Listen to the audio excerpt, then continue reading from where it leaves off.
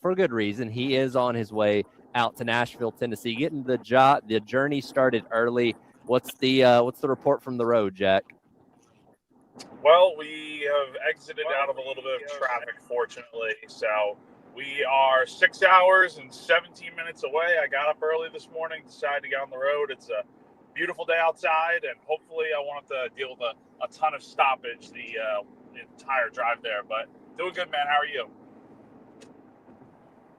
Doing well, doing well. Now, unfortunately, what you're going to cover in a baseball series is one that, at the end of the day, isn't going to mean a whole lot, unfortunately. But at least, like I said yesterday, you're in a fun place like Nashville, where hopefully you can at least go out and enjoy some stuff while you're there. Yeah, and that's the point, right there, is that this weekend really doesn't mean much.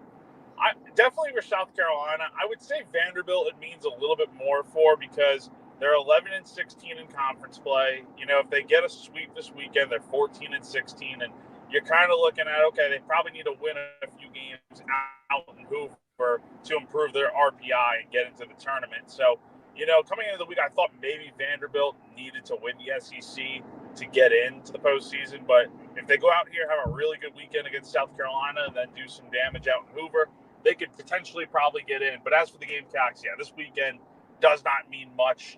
At this point, you're just getting everything set up for Hoover next week. We'll get into a lot of that. Certainly as the show goes along, we'll have our next head coach head-to-head gauntlet challenge coming up here in about 15 minutes as well. But it is 9 o'clock, so we always have to start things off, of course, with our Sandstorm Pick-Me-Up.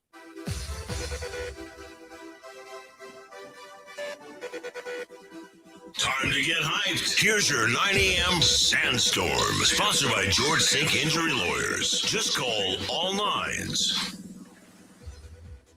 It is time for your 9 a.m. Sandstorm Pick-Me-Up, brought to you by South Carolina's largest injury law firm, George Sink Injury Lawyers. If you've been hurt in the car or at work, call George Sink now at 803 all nines. Again, we're out here at the Colonial Life Charity Classic at Woodcreek Golf Club here in Elgin. Again, things got started a little bit earlier on this morning. It's your traditional weekend-long tournament. They will cut the field down tomorrow after Friday's second round. A lot of local flavor in this tournament as well. Plenty of guys with South Carolina ties.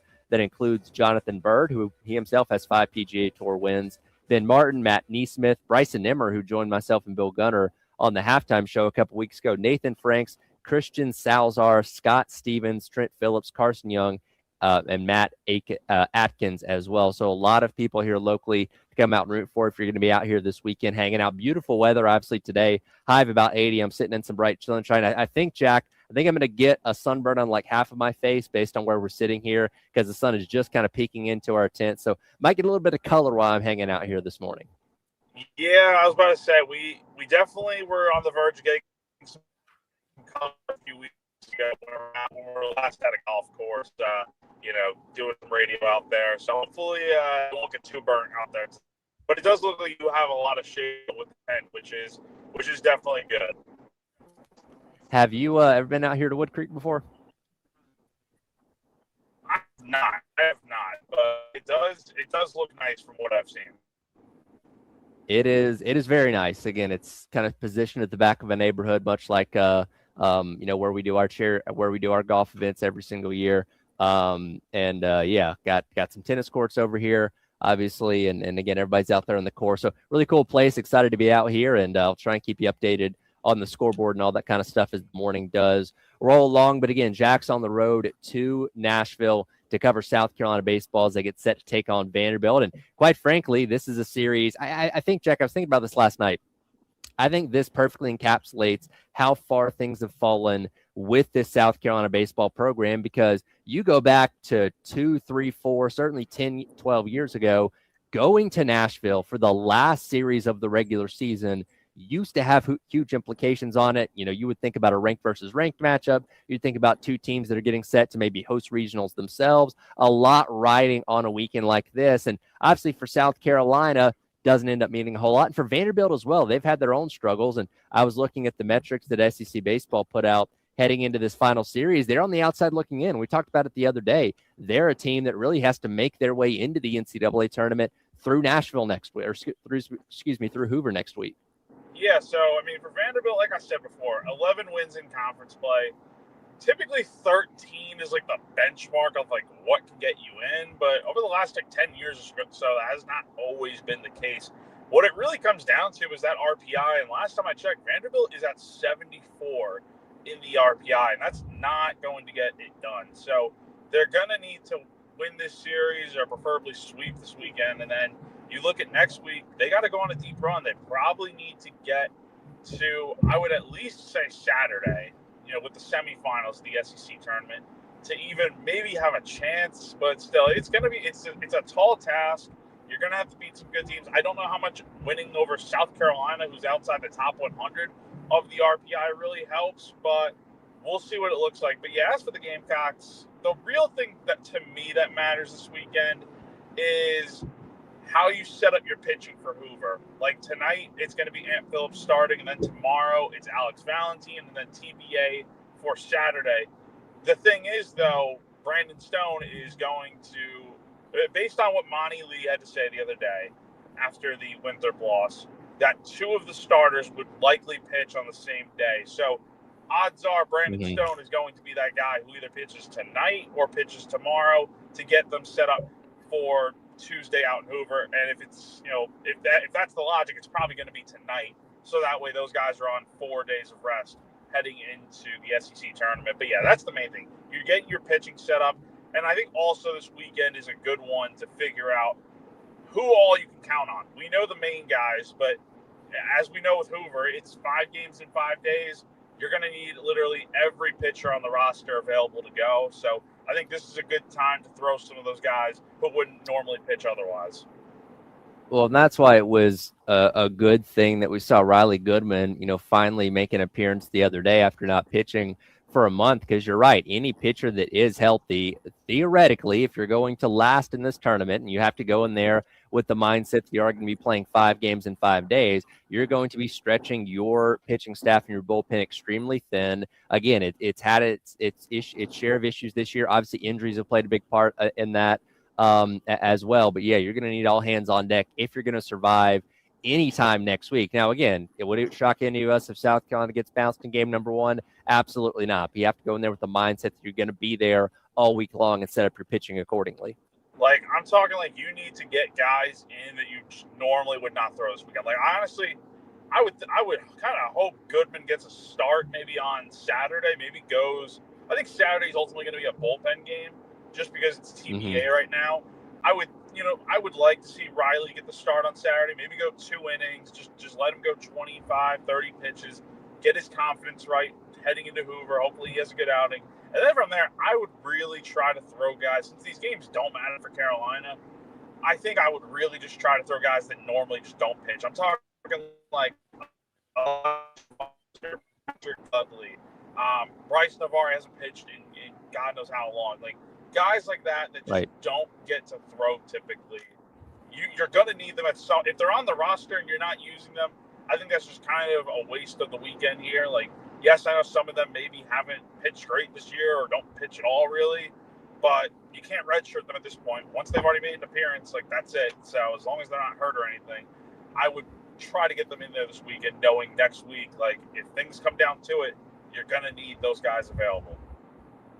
Yeah, and I don't want to say it's an advantage because it's not, but that is, I guess, a plus of not really playing for anything, that you're purely focused on what's happening at Hoover, that if you see them make what otherwise might be kind of questionable decisions on when to pull guys and when to put guys in, you got to think about it from the mindset of, hey, this weekend does not matter whether they win all 3 games or get swept in all 3 games. Their only pathway to doing anything is by running roughshod through Hoover next week, which, again, we don't have a lot of confidence they're going to be able to do, but you have to go in there with the plan of attack nonetheless. And again, this weekend allows you to be as flexible as you need to be to make sure you're set up for that.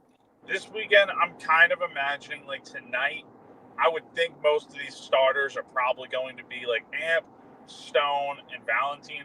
I'm kind of thinking at most somewhere in the ballpark of like 50 pitches tonight, if I had to guess. Like, probably no more than like 2 times through the order, like, if you can get that far. So that would probably mean about 3 to 4 innings of work. Like, you just don't want – you want to treat today like a bullpen day for your starters, like how they would go about their normal schedule. They throw a 40, 50 pitch bullpen, and then that's it. So I think that's probably going to be the approach this weekend, and then really turn it over to your starters. And that may be an advantage for South Carolina in terms of having success this weekend. Is Vanderbilt's likely going to face a lot of different pitching this weekend, and if things go well for Carolina, that might be good enough to go out here and take a few games. The thing is, though, as much as this weekend's about the pitching more than anything, I think this needs to be a get right weekend for the offense. Like they've got to have some momentum going into Hoover. I mean, regardless of how they play this weekend in terms of wins, losses, they need to at least show a pulse offensively that they can go out here and score some runs. Because if not, it doesn't matter what the pitching does. If they give up 4 runs and your offense doesn't score at all, you're going to lose. So you need to have some offensive support heading into that tournament because you're not going to get very far without it.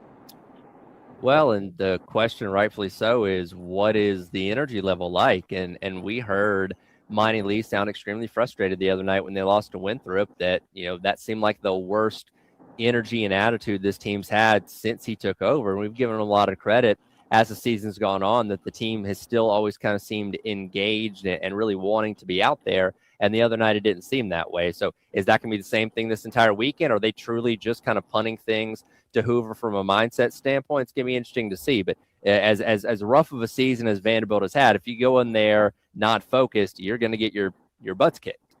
We'll have a good evaluation of it when we're on air tomorrow of how the team looks and what the motivation level is. Because quite frankly, there's not much to play for at this point other than, the name on the back of the jersey and just trying to get to the end of the year, and that's really it. You kind of hope they're playing for the name on the front and trying to finish out the season strong in spite of how bad it's been. Who knows? And look, they're in Nashville, That's the other thing.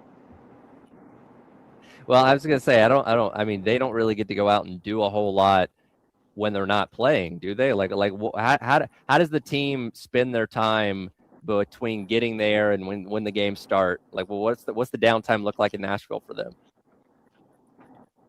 Well, so they would have gotten there yesterday.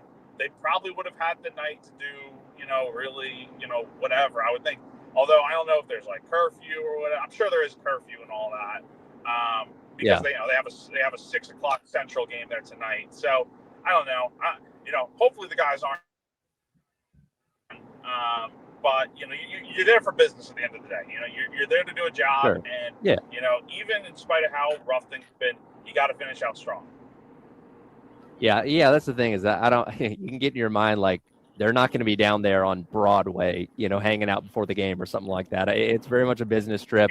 I'm sure there are fun things they can go and do, but yeah, I don't think you're going to catch them at, Joe's Westworld or Category 10 or something like that. Yeah. I certainly hope not. That would not be a good look, but they got a job probably this not. weekend first and foremost. Yeah, business is business. And again, we'll see what happens tonight. First pitch at 7 o'clock. You can listen to right here on the game. Our next head coaching head-to-head gauntlet coming up next. Dan Fitzgerald versus Nolan Kane. We'll discuss it on the other side here on the game.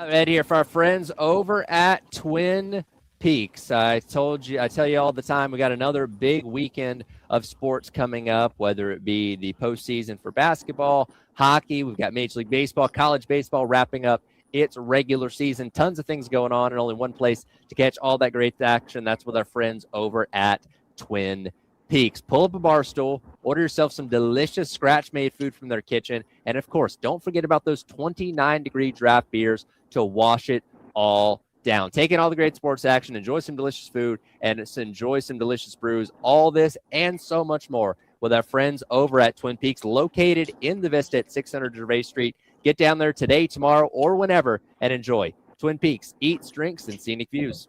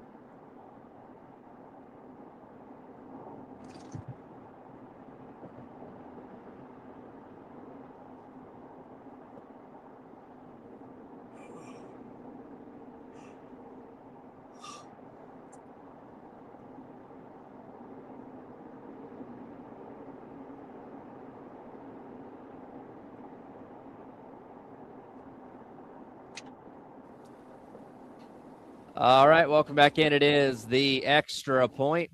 Tyler Head along with you live at the Colonial Life Charity Classic here at Woodcreek Golf Club out in Elgin. Jack Feltry on the road to Nashville. We'll talk some more Gamecock baseball in just a second, but I'll give you a quick update on the leaderboard here out at Woodcreek. And again, we're very early. A handful of guys have already gone off and have already teed off. I believe the earliest tee time was about 6:50 this morning. So a lot of guys still tied for first as we're early on in this thing. I'll just run through those guys real quick. Davis Lamb, Austin Hitt, Carson Young, Josh Teeter, Zach Blair, Henrik Norlander, Trent Phillips, and Ben Taylor all tied for the lead right now at under 3. Those guys through various holes so far. So again, we'll keep you updated on that all morning long.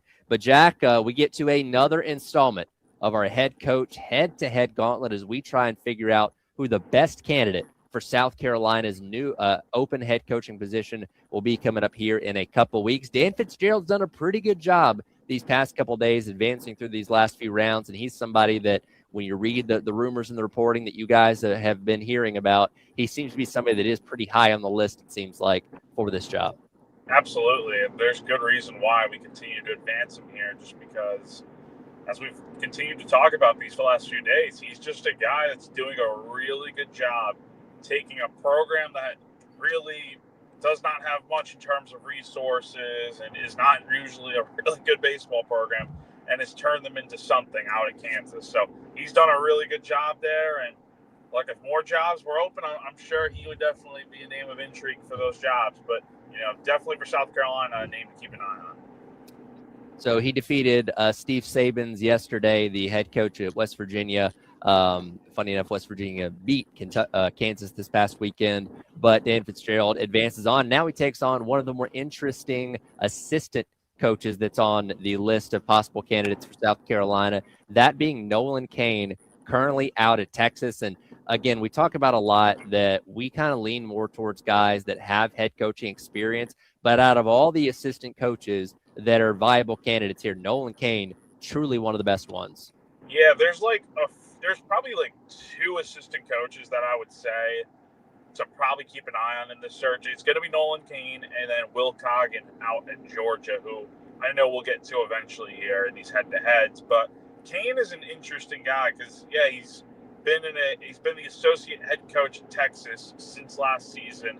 He has been with Jim Schlossnagle for the last few years, from the transition from A&M to Texas. He's been with him since, I believe, 2022, if I'm remembering correctly. Mm-hmm. And then before that, this is going to rub a lot of people the wrong way, so you might want to plug your ears for this one. But he was a long-time player and coach under Paul Mainieri at LSU. Won a national championship with Coach Mainieri at LSU in 2009, and then a few years later joined his staff and was there for, I believe, 7 years at LSU. So here's the benefit for Cain. Yes, I know how a lot of people feel about Paul Mainieri, but the fact of the matter is, before coming to South Carolina, he was one of the better coaches in the sport.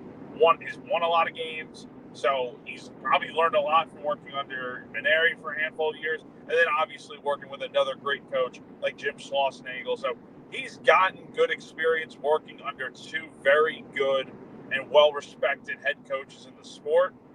The thing is, though, he doesn't have head coaching experience, which in this search, I think kind of matters, because I think for South Carolina at this point, yes, I think you're going to go through a little bit of a rebuild here, where it may take 2, maybe 3 years to really get this thing off and running to where you're a real contender in not just the SEC, but in college baseball in general.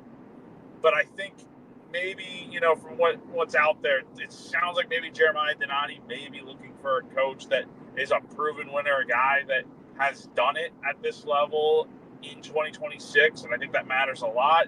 And in theory, that would take Cain's name out of the running since he's not a head coach. But if they're willing to take a chance on an assistant, he might be that guy. I would think it'd be either him or Coggin from the assistant pool out there. Well, to your point about, the Mainieri connection there, that's not something that deters me, because he was learning under Mainieri at LSU when he was, having success, right? And there's a reason why, Paul Mainieri was so revered at LSU, not just because of his national championship, because of sustained success even into those last couple years that he was at the helm. So when Nolan Cain was there underneath him as a recruiting coordinator, he was learning from a better version of Paul Mainieri based on what that era of college baseball was. And then after that, he's been with Jim Schlossnagle from his time at Texas A&M and obviously now at Texas, learning under one of the better coaches in this era of college baseball as well. So you're right. I ultimately think we're going to end up not only with our gauntlet here, but with the head coach that Jeremiah Donati ends up hiring, that is somebody that is a proven head coach. That being said, Nolan Cain is one of those assistants that really makes you take a hard look at him. D1 Baseball had him as one of their top 25 assistants that are ready to be a head coach. Don't know if that's going to be at South Carolina or not, but he is going to be getting an opportunity probably here very soon.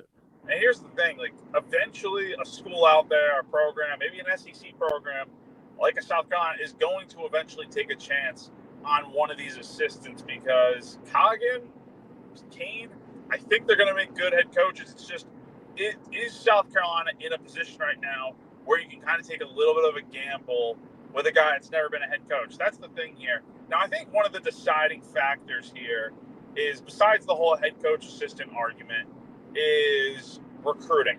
Now, Kane has spent his entire coaching career in the SEC. Now, most of it has been, out southwest in Louisiana and Texas, with those being his, LSU, A&M, and Texas being his 3 stops as a coach. I think that matters that he's got, recruiting experience in the Southeast, Southwest, in the SEC. So he understands that. And honestly, I'd be intrigued to see what players would follow him from Texas, if any. But I feel like that definitely is something he would have an advantage over compared to a Fitzgerald, who, he's from Minnesota originally. He has coached at Kansas out in the Midwest for a handful of years now. So that may deter you a little bit with recruiting, because I think you have to have some relationship with the guys in the state. It's not to say you can't be an outsider and can't come in and build a relationship. It just takes a lot more legwork to, you got to go out, meet coaches, go to games. That stuff matters. That level of investment is going to be paramount for whoever's the head coach here. Well, I think the biggest question, and like I said, for whoever the head coach, not specifically Kane here, is are you willing to embrace in-state talent? Because we know, and it's you've wrote about it, that Jamie Bradford had a piece the other day, or he mentioned it as well, that like they were just quite frankly ignoring some of the more talented guys in the state. I guess just not thinking they're good enough. And those guys are going to other SEC schools and going head-to-head against South Carolina. Whoever comes in here as a head coach better embrace the talent within this state to build your high school base. No, totally. That's such an essential thing for whoever the next coach is. So in this round, I really do like Kane. I think he will make a good head coach. But I think in this scenario, I'm still going to stick with Fitzgerald, just because he's been a head coach at this level for a few years now. He has done it at Kansas, and I think he's definitely going to be one of those top guys that are going to be worth paying attention to. He's done it. He's turned a program around like Kansas with minimal resources compared to what you would have at an SEC school in South Carolina. And I think the thought of that, what he could do with more stability and more resources, could be really fascinating. So I would stick with Fitzgerald here.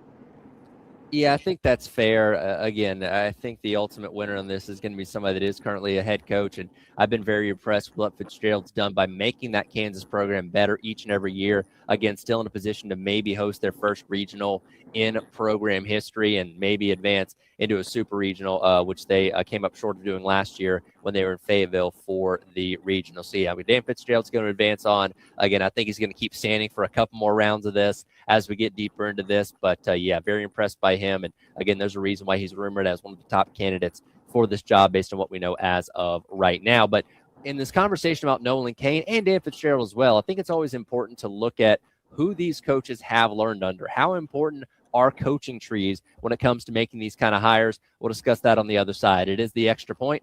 Tyler Head along with you live at the Colonial Life Charity Classic at Woodcreek here on your Thursday on the Game.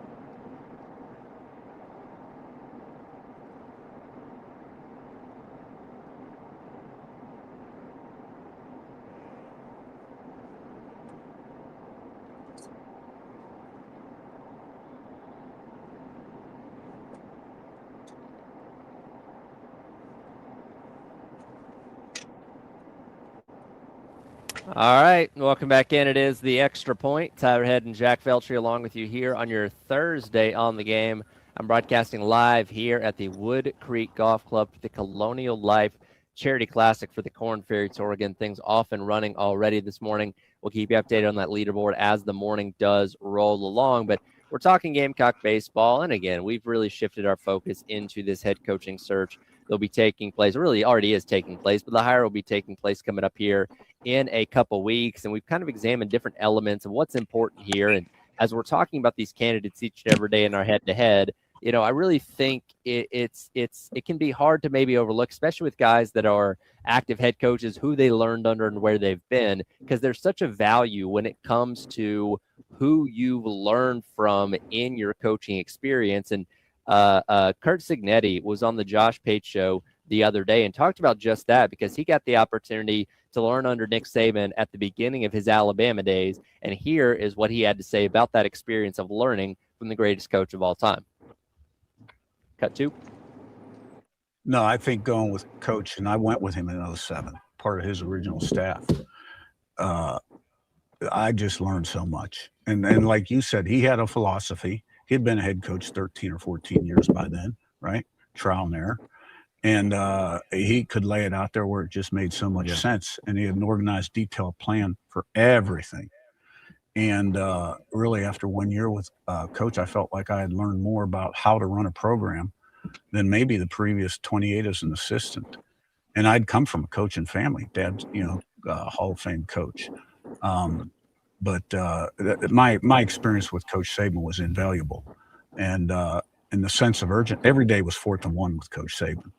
And but that's the way it had to be, kind of to fight complacency and find the edge on a daily basis and be as good as you could be. And I just learned so much.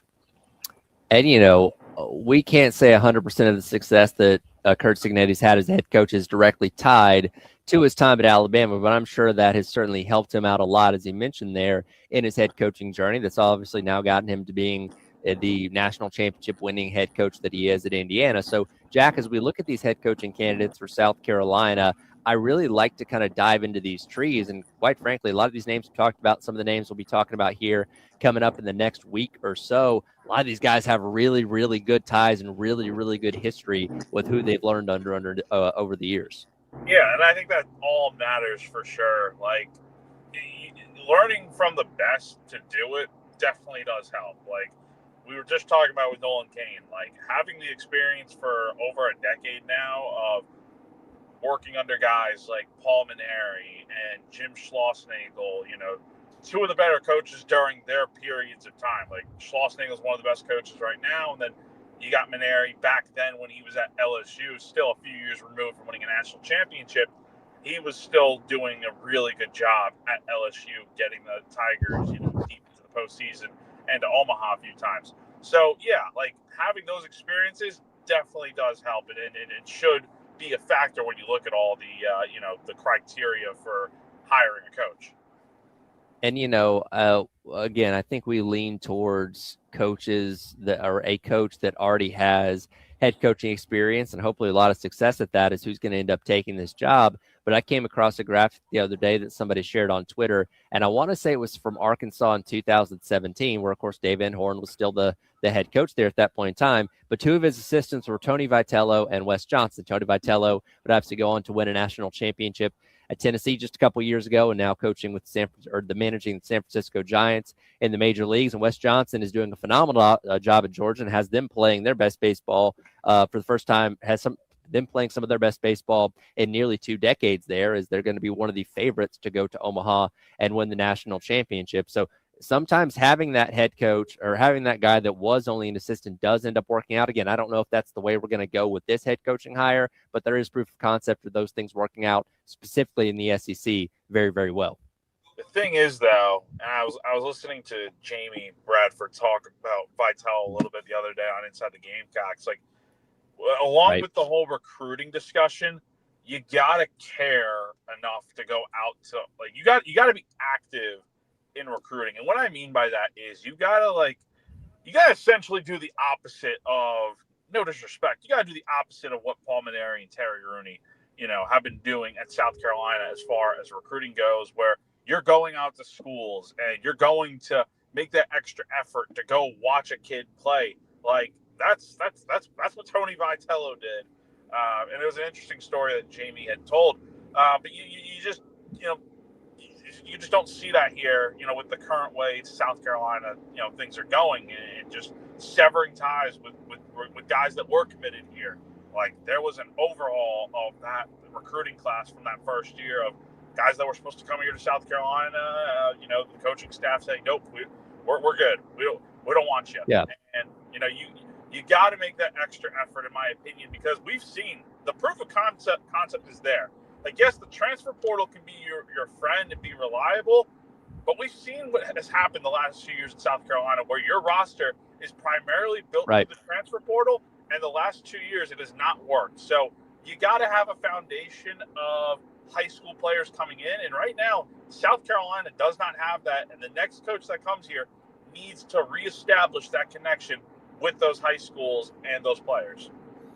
Yeah. Now, that being said, just because you learned under somebody great doesn't guarantee that you're going to be a phenomenal head coach. Now, again, hindsight's 2020. We would certainly take exactly what Chad Holbrook had Chad Holbrook had this program at right now in a heartbeat, considering where things are currently at. But Chad Holbrook learned under the great Ray Tanner, was handed the keys, and of course was not able to live up to the same standard of what this program was at, which is why he was moved on from. They hired Mark Kingston. So just because you learned under somebody great doesn't guarantee success. But I like looking at where these guys have come from and who's been instrumental of them in their journeys as how good of candidates they can be. We talked about Josh Jordan the other week. Of course, he's been learning under Jay Johnson, and two of these last couple national championships was under Chris Pollard when he was at Duke as well. We mentioned Will Coggin from his time, mentioned Nolan Kane from his time currently learning under Jim Schlossnagle. A guy like Will Coggin at Georgia, currently learning under Wes Johnson, was under Nick Mangione at Kentucky previously. So a lot of these guys on this candidate list have very good resumes with their background and who they learned under, and hopefully whoever that ends up getting hired translates to being a successful head coach here. Yeah, and I think at the end of the day, a lot of these guys do have great resumes. That's without mentioning Kevin Schnall working under the great Gary Gilmore at Coastal Carolina for so many years, playing and coaching with him. So, there are a lot of great candidates for this job that have those great connections in the coaching industry that have worked with some of the greats.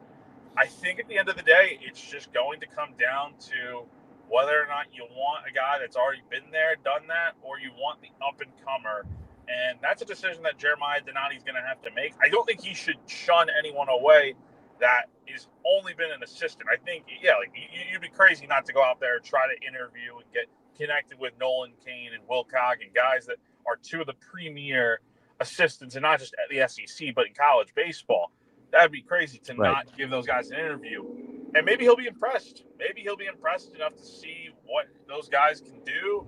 It ultimately just comes down to what the vision is for the program and what their plan is. Because at the end of the day, like head coach or not, like the next guy that's going to be here is going to have to take time to get this program back up and running. And there's a lot more that goes into it beyond just your head coaching experience. You got to be ready to work on fixing every facet of this program, and that is that's good. It's going to take a lot of work, but the right guy that gets in here, I think, can do a good job.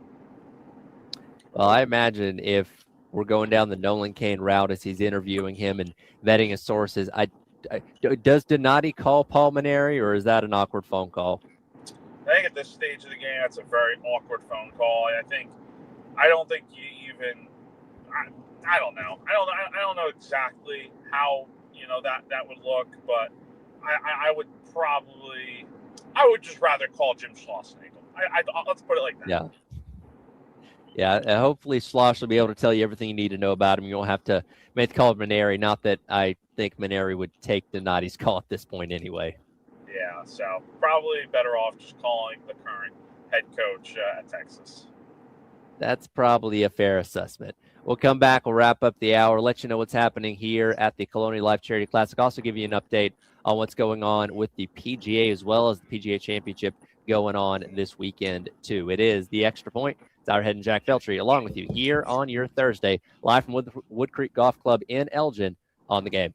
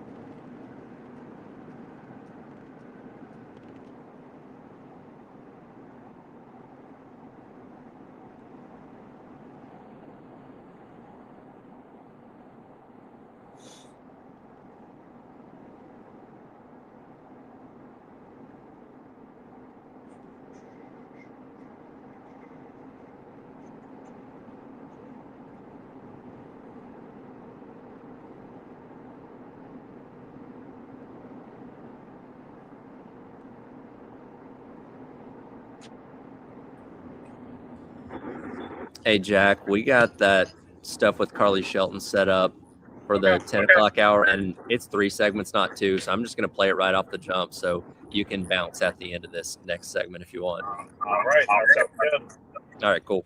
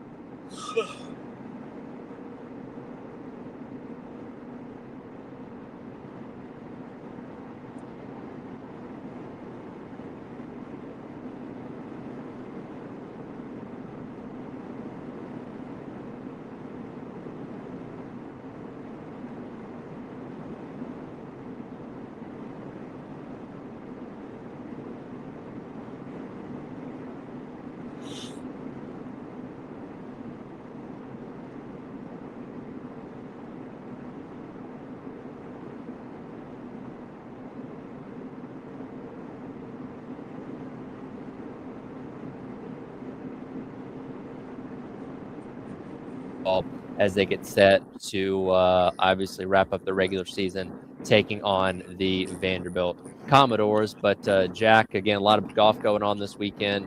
I'm currently here at the Colonial Life Charity Classic, where Henrik Norlander has taken the sole possession of first place. He is 5 under through 9 holes so far. A lot of other guys tied for second. Some of those other names I mentioned earlier: Davis Lamb, Carson Young, Trent Phillips, Brent Taylor, as well. Okay, yeah, that's all that's tied for second. And then you go down to sixth with guys like Austin Hitt, Josh Teeter, Zach Blair, and more. So a little bit of separation created early as a roll along with round number one. But Jack, that's not the only golf event going on this week. You also have the PGA Championship, as well as storylines are rampant throughout this one, including seeing Scotty and Rory matching up against each other for the first time since Rory won his second consecutive green jacket at the Masters last month. Yeah, so this is Rory obviously was playing at the Truist Championship last week, right nearby in Quail Hollow in Charlotte. So, he's back now, full swing, and he and Scotty Scheffler are, of course, going to be the favorites to win this tournament, just like any major at this point. I mean, like the rest of the year, like the U.S. Open next month at Shinnecock, like it's going to be Scotty and Rory at the top of the leading, for the betting odds. And then, at the British Open later on this year, it'll be the same way. And that's the way it should be right now. Those are two of the best golfers in the sport. And, it's their championship to lose at this point. And I really think, this is exactly the kind of thing that golf needs, is two guys at the top of the game that you can kind of look forward to going head to head constantly, right? And golf always needs to have that, one star or pair of stars that draws in the casual interest. And look, Rory and Scotty, by all accounts, don't hate each other or anything like that, but they're two great competitors and obviously are always going to be towards the top of the leaderboard in just about any event. We saw them come down to those two at the Masters last month as well. So, this is kind of that rivalry that golf can really build itself around going forward. Again, Rory's obviously deeper in his career than Scotty is right now, but of course Scotty is the best golfer in the world for a reason, and there's no reason to think that it won't come down to these two guys again this upcoming weekend. I don't know if rivalry is the best. I think a rivalry with, like in my opinion, Rory's rival is probably Bryson DeChambeau. All their, the U.S. years ago, you had Masters right on Sunday, right there. Also, Live. I think that's another.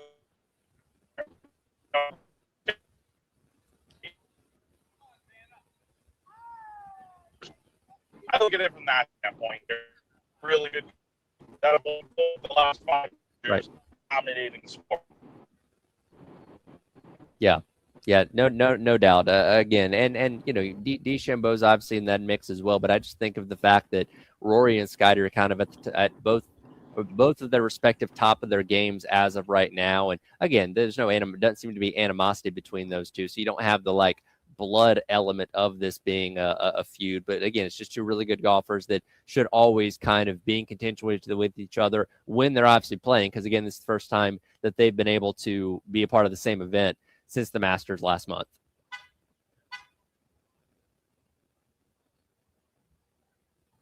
So we'll see what happens again. Things rolling already with PGA Championship as of right now, as they are, again, getting started early on. So, again, not a lot of separation so far as they're out there with, let's see, Cam Smith, Bud Cauley tied at under 3 with Steven Yeager, if I'm pronouncing that correctly. Also tied first right now, all those guys through 3 holes so far today. So it's going to be interesting to see how that unfolds as the weekend does roll along. And again, a lot of other guys tee off as the morning and the afternoon rolls along out there at the PGA Championship. So we'll try and keep you updated on that throughout the morning and afternoon as well. But again, we're here at the Colonial Life Charity Classic out here for the Corn Ferry Tour. Again, appreciate everybody for allowing us to be out here, not only from Woodcreek, but from Corn Ferry as well. So it's a beautiful morning. Going to be about 80 degrees today.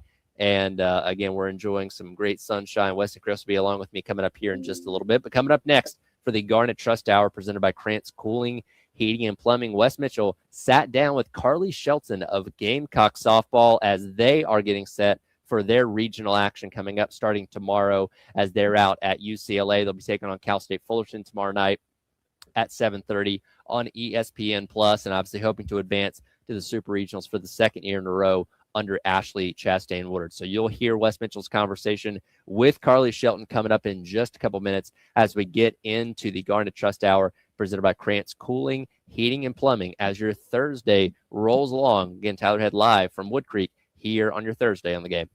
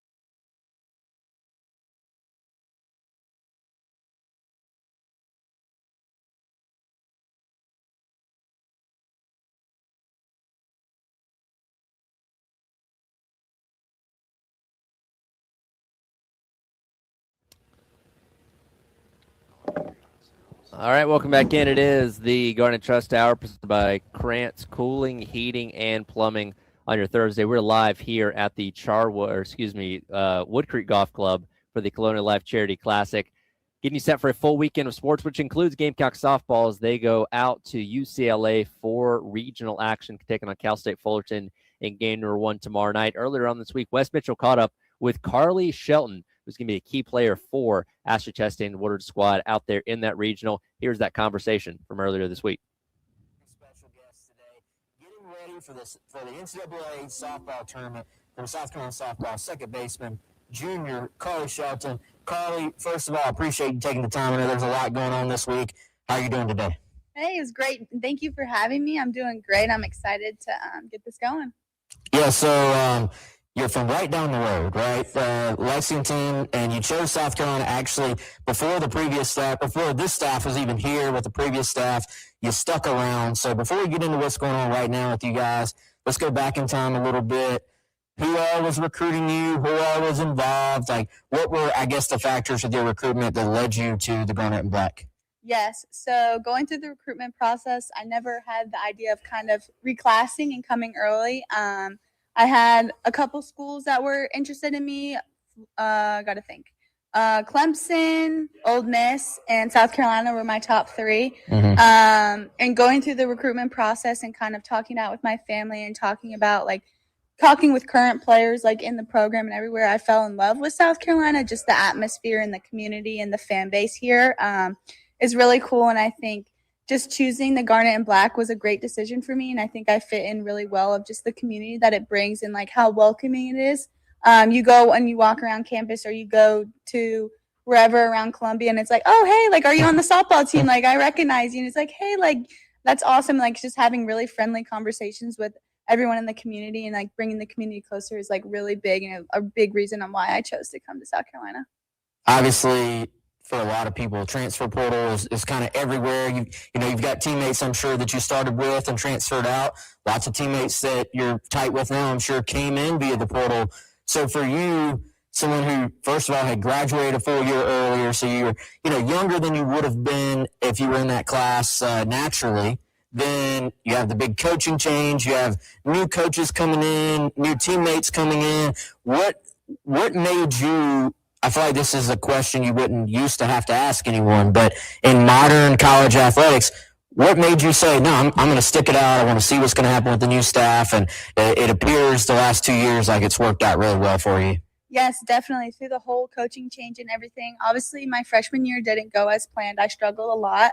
On the field and off the field. And I think going into my sophomore year, like I had a goal for myself that I wanted to be an everyday starter. Mm-hmm. And that took a lot like mentally and physically to kind of get into that mindset of like, this is what I want to do. And like talking with Coach Ashley and Coach Katie and Coach Jody and Coach Zach, like they gave me the comfort that I needed to know like that they're going to put all their trust into me. They're going to develop me and they're going to be able to put me on the stage where I can find success. And they really have, and it's been really great of kind of just letting them know, like, as they were coming in and, like, talking to them and, like, telling them, like, what I had struggled with, like, physically and, like, what I needed to get better at. And I'm sure they saw that too, but kind of, like, seeing it from my end of, like, what I felt like when I struggled in the previous year of, like, what exactly, like, I needed to work on. So I was going to get attacked the same way into the following year, and we really hunkered down and like worked on that and was able to kind of grow in those certain areas, which was great. And they were awesome. And like coming in, like having the first phone call with Coach Ash, like it was great. I was at the field with my dad and my sister and my phone rang and I was like, oh my gosh, like Coach Ash is calling me. And just like talking to her and like getting her opinion and like her feedback and like how she's going to build this program to create a great program here in South Carolina. And like the culture is everything. And like just after hearing her speak about the culture and like how much she enjoys her players and like gets to know them on a more personal level rather than just like a sports level. It was really great. And I really love like playing with that staff every day. It's awesome. Now, so you've reached that goal. You've been a 2-year starter now. Started pretty much every game at second. Have you missed a single game in the last 2 years? No. I'm not jinxing you with that. I was just thinking. I was like, I swear, I think she's been in the lineup like every day. Which, is a testament to you, obviously hard work. You're producing, but obviously, staying healthy and being available and being in the lineup is part of it too. What I guess aspects of your game do you feel like you improved on the most to kind of put yourself in that? And I feel like we've seen a little bit more power this year too. Like was that a focus from like prior to this season, going into this season as well? Yeah, so I think coming off of that, of like a lot of work that I had put in mentally with someone outside the scenes, of kind of just what should my routine be? Like, what do I need to do every day so I feel confident? Even in practice, like, what do I need to do to make sure that I'm confident that by the time the games roll around, because you have all fall of kind of just scrimmaging, and it's like, what do I need to start now? So I'm able to have success in the spring, and I think that was a big deal. And obviously, getting more power was definitely a part of one of the goals coming out of my sophomore season. I definitely wanted to hit more home runs, and I still do, of kind of just I wanted to be a more powerful hitter, especially from the left-hand side, because I feel like a lefty power hitter is very valuable and it adds a lot of value to the team. And that was definitely one of my goals in talking with Coach Katie of like, okay, like what do I need to do so I'm able to have more power and maybe hit more home runs and more doubles. And a big thing was like I had struggled with the inside pitch, and the big thing was like get the bat head out. Like we need to get the bat head out, because when you get the bat head out, like it goes a long way. So we worked a lot on the inside pitch and just talking through things, and also like in the gym with Coach Josh, who does a phenomenal job of like training us every single day to get stronger. That was a big thing. And then obviously like the nutrition part of like how do I maintain all this muscle, because you can lose it so fast, especially in season when you're running around all the time.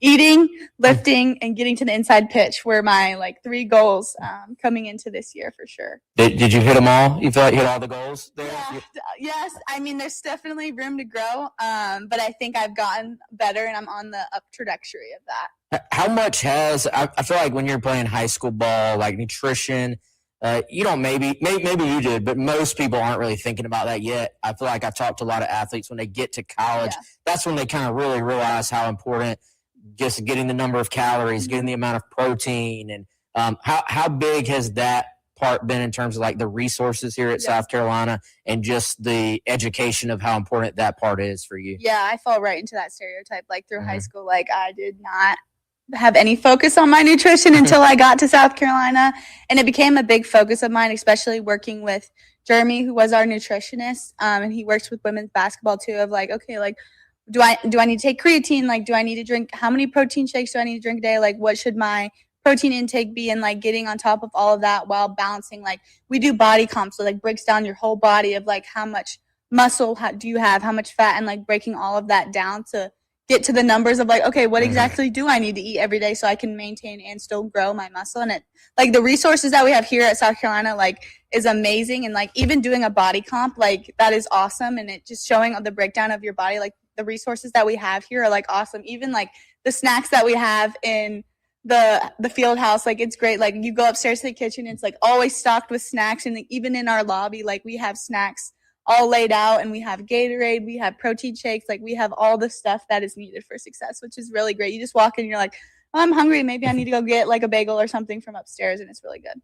We were talking about technology before we started recording, but you just mentioned it in terms of the body comp stuff, but it feels to me like technology has like exploded onto the college athletics scene, and just all the different stuff that's available, even down to I would say the replays that are available in game, like having all the different angles, all the data, one that you guys have, but then that the opposing pitchers have that they're trying to use on you, and you know, the path of the ball, exit, like all these different things. Like how much does the technology play into just the day-to-day of trying to get that little edge you can find on your opponent? And you were telling me off air too, like you guys, there are no signs or signals anymore. You're just kind of looking at a little device on your arm. Yeah, I think technology plays a huge role now, and it helps me a lot, I think, especially like when playing other teams and like watching film. And I'm big on that of like, as a program, we're really big on watching film of like,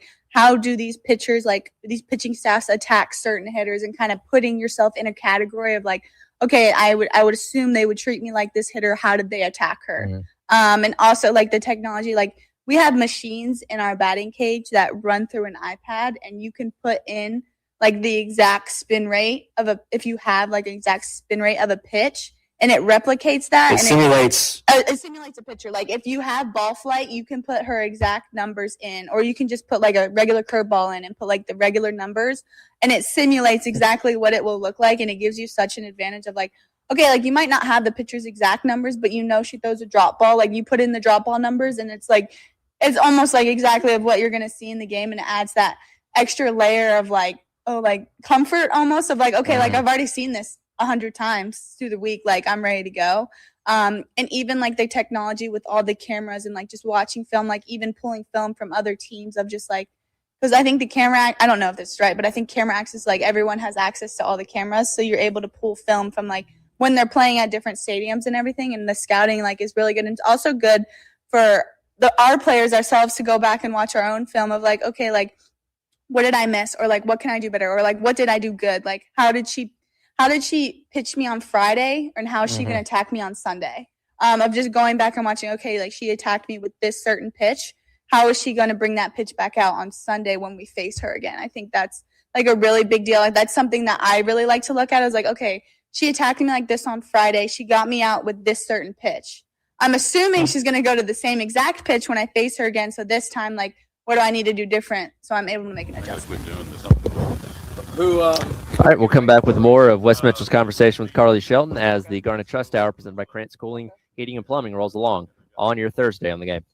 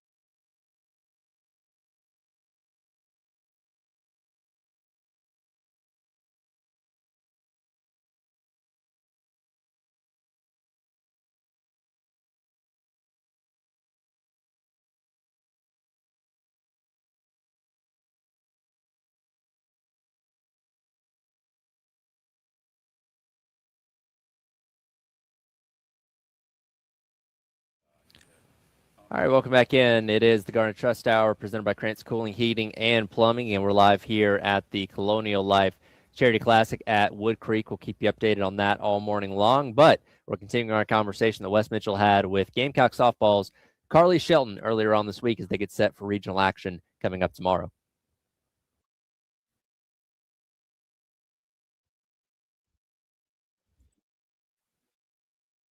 All right, cool.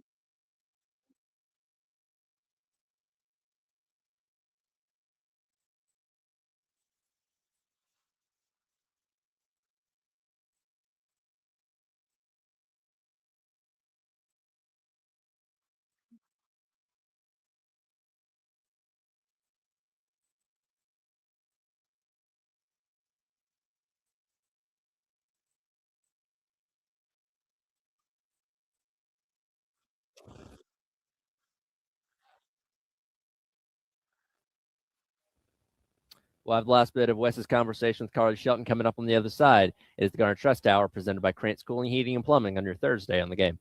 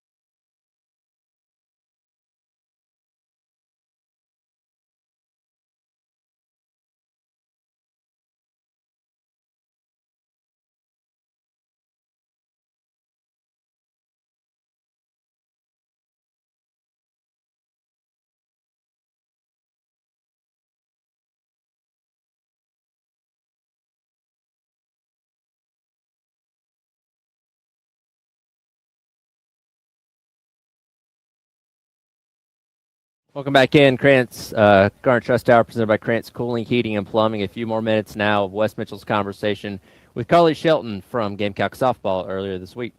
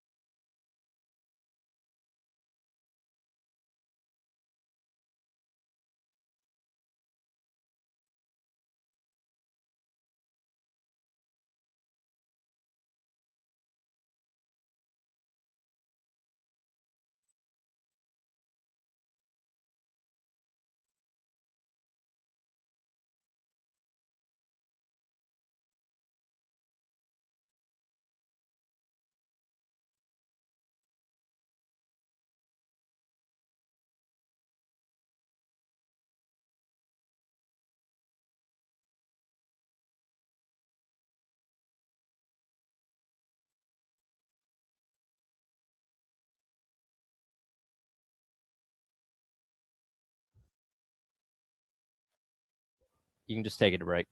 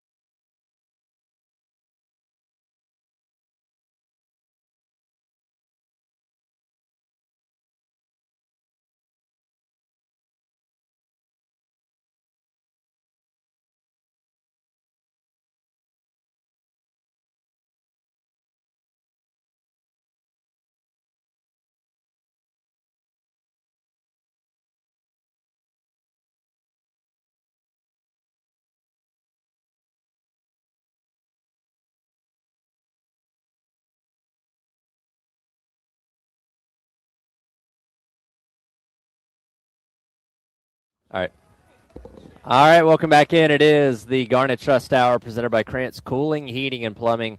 Tyler Head, Wes Mitchell, and Chris Clark. We're live here at Woodcreek Golf Club for the Colonial Life Charity Classic that's been going on all morning long. Let's take a quick look here at the leaderboard, see what the latest update is, as again, a lot of these guys have teed off already, and we're getting a little bit deeper into this thing. Henrik Norlander, who was the last guy at the top of the board the last time I checked on it, still up there at top, though he's tied for the lead right now with a couple different people. Actually, no, he's just, again, taking sole possession, or excuse me, tied with Zach Blair, Carson Young, Trent Phillips, Paul Peterson. So a couple guys in the mix there, all tied at under 5 through various holes so far right now. But again, exciting morning. Appreciate everybody out here at Woodcreek and the Corn Ferry Tour for allowing us to be along. And Wes, we just heard your conversation there with Carly Shelton. Good stuff as always. And again, we're excited to see what Gamecock softball does tomorrow night as they start regional action taking on Cal State Fullerton. Yeah, 7:30 ESPN Plus, 7:30 Eastern. So check those guys out tomorrow. I'm excited to see what happens. But I thought Carly was great, man. She's obviously a local product from Lexington and just has kind of lived out a dream there with South Carolina.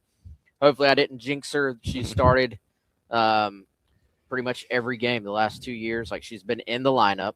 And I also wanted to ask her, I don't know that I can remember Carly making an error this year. And I haven't looked that up. And I was like, you know what?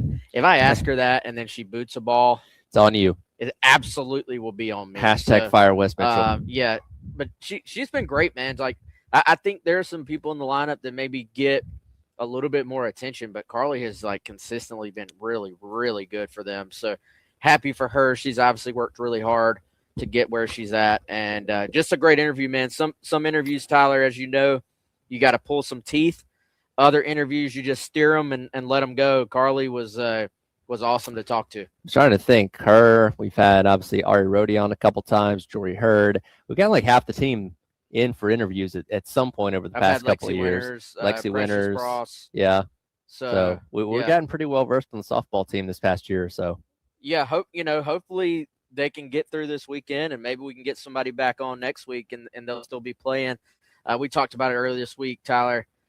I mean, yes, UCLA has gotten the better of them, more often than not the last 2 seasons, but don't y'all think there's a little bit of just value in the familiarity you're going to have with them? And sure, you can beat them. Like, it's not like you're playing a team that you're like, we can't beat them. You've proved it, but also you've been in these games where you went into the final inning in the lead. You've played them 4 times over the course of the last 2 seasons, and you've had the lead going into the final inning in 3 of those 4 games. So South Carolina actually matches up pretty well with UCLA. It's just a matter of putting them away. And obviously, like we talked about too, with these regionals, man, you cannot overlook Cal State Fullerton. If you start looking ahead to UCLA, then Cal State Fullerton will get you in game 1. Yeah, again, everybody earns their way into this tournament. Cal State Fullerton, Cal Baptist, also out there in LA. And if Carolina's able to advance out of that, they're matched up with a Tallahassee regional with Florida State, UCF, Stetson, and Jacksonville State. And again, hopefully we'll be talking about more about this as we get into the next week. We'll dive back into some Gamecock baseball, though, coming at the beginning of the next hour as they head on the road for their final conference series of the season. Of course, what does it mean? Not a whole lot. They're more focused on Hoover coming up next week as their only path into making the NCAA tournament. We'll dive into that a little bit more coming up next. I'll also keep you updated on everything going on out here at the Colonial Life Charity Classic as we're live at the Woodcreek Golf Club out here in Elgin. Going to be out here broadcasting until noon. If you're coming by, come by and say hello. We're set up in a tent right here at the entrance to the course. So again, it's the Garden Trust Hour presented by Krantz Cooling, Heating, and Plumbing on your Thursday on the Game.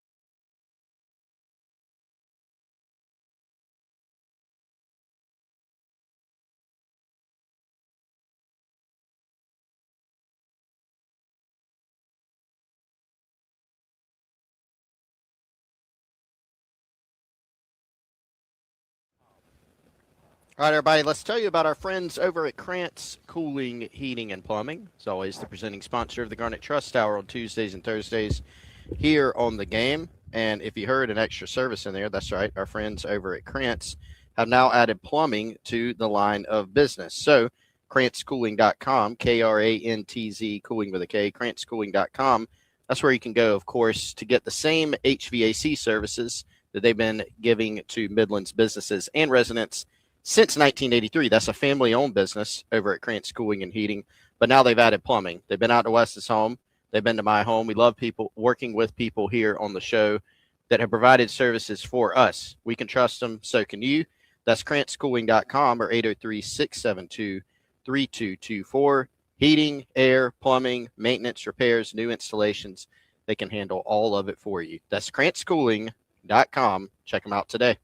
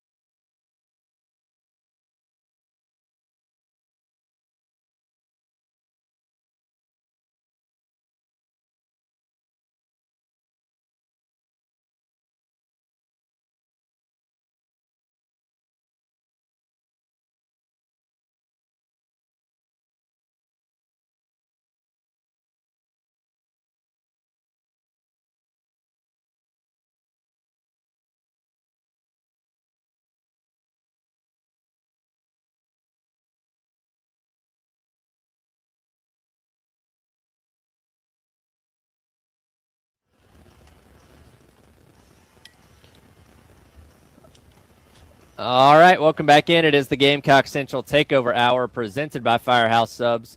Tyler West and Chris. We're live here at Woodcreek Golf Club out in Elgin. It is the Colonial Life Charity Classic for the Corn Ferry Tour here on a beautiful beautiful Thursday. High's going to get up to about 80 degrees, plenty of sunshine. I actually don't even see a cloud in the sky. I should probably ask because I've been sitting here with half the sun on my face. Do I have a tan on half my face yet? Am I doing all no, right? Not yet. All right. I mean, no offense, but I need a little bit of color, but like I was kind of split down the middle of my face with the sun as it was rising when we were out here earlier on this morning. Kind of going behind us now. Ever, yeah, I know. I'll tell you what, I need some color. If you end up getting it, I assure you, somebody on the live stream will inform me because they probably will. On our podcast, people love to tell me when I get a red face from being out in the sun. Your face is kind of red, buddy. Yes. Yeah. Well, already. I mean, they're already. Yeah. Well, you guys been walking around a little bit. What have you seen and observed so far from your foot patrol? Foot patrol. I'll tell you, it's nice out here. That's my observation. Yeah. The clubhouse. God. Everything. Yeah. Clubhouse, course, everything's nice. Wes and I were just talking about if we were both golfers, this would be fantastic. I mean, it's still fantastic, but love to play here, hang out here, but unfortunately not much of a golfer. Well, your plan in the clubhouse to get food was to tell people that you were Jordan Spieth, see if they bought it. Yeah, didn't go for it. Didn't go for it. I mean, I didn't try it either. So they'd be like, shouldn't you be at the PGA right now? I just thought I'd pop in real quick. Did y'all see I'm already here we go. We're 2 minutes in off the rails. Did y'all see the thing that I think it was CBS Sports put it out where they asked other golfers to look at the silhouette of a swing, and Rory nailed Spieth. He's like, oh, I don't even need to look at the swing. That's him because he does that regrip thing, and then Rory nailed all of them. He got maybe Charles Barkley isn't that hard. It's just like, oh, that swing's awful. That's Charles Barkley, but he got LeBron, Charles Barkley, several other golfers. Now, can you but you could see the silhouette of the person too? Or just you can see the person, the setup, and the swing. Okay, because I'm like, I feel like you. And then tell a couple couple of the Barkley. other golfers clowned, they literally not on purpose. It was like Charles. It was somebody's swing. It was LeBron's swing, which is not terrible, but kind of weird. Not like, oh, that's a PGA golfer, and people are like, is that Scotty Scheffler? And they showed it to Scotty, and he was like, I mean, that's fair. He's like, footwork's a mess. Yeah, Scotty, what a wholesome dude. Yeah, Scotty's a good dude, man. They're Rory and Scotty going head-to-head for the first time since the Masters today or this weekend at the PGA. Jack and I were talking about that earlier. This is kind of, I feel like one of the things that golf can build itself around a little bit of like, hey, these two guys in this tournament might come down to them. They got two of the best odds to win this weekend. And again, they're kind of, two of the premier names in the sport right now playing their best. And I feel like that's something that golf should be trying their best to capitalize on.